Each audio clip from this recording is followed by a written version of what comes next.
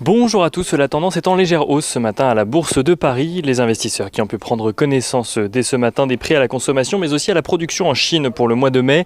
Les prix à la consommation qui progressent de 1,3% sur le mois, un chiffre moins élevé que prévu mais qui témoigne de la troisième hausse consécutive des prix dans le pays.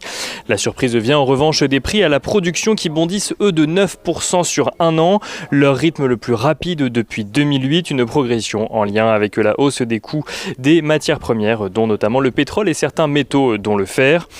La Banque mondiale qui revoit de son côté à la hausse sa prévision de croissance de l'économie mondiale, là où elle anticipait une croissance de 4% en janvier dernier. Cette prévision passe désormais à 5,6% pour l'ensemble de l'année 2021. La Banque mondiale estime cependant que la production mondiale à fin 2021 devrait être inférieure de 2% aux projections faites avant la pandémie et ce malgré la reprise.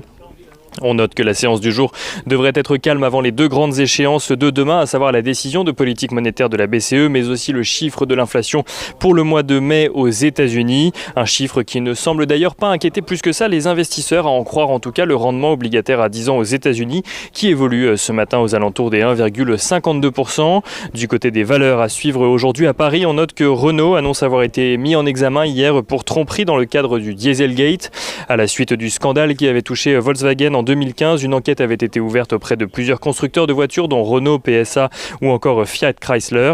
Renault qui a donc vu la justice lui demander de déposer une caution de 20 millions d'euros et de donner une garantie bancaire pour 60 millions d'euros pour d'éventuelles indemnisations.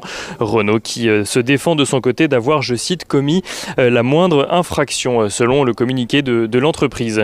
On note également que Compagnie des Alpes annonce une augmentation de capital avec maintien du droit préférentiel de souscription d'environ 231 millions d'euros. Le prix de souscription a été fixé à 9,4 € par action.